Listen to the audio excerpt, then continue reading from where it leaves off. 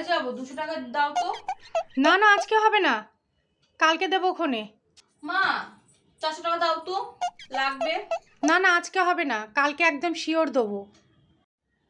মা কলেজে যাচ্ছি, আজ পর্যন্ত টাকাটা দাও। আজকে হবে না বাবা, কালকে শিওর দেবো একদম। রোজ রোজ তোর এত টাকা কিসে লাগে? এত টাকা দিয়ে তুই কি করিস কলেজে? রোজ তো টাকা চাই, কিন্তু তুমি কি টাকাটা দাও? বান্ধবী 6,000 টাকা পাবে আমার কাছে, আজকে আমার ওকে টাকাটা দিতেই হবে। তুমি টাকা দাও আমার। কয় টাকা? 6,000। ওরে বাবা!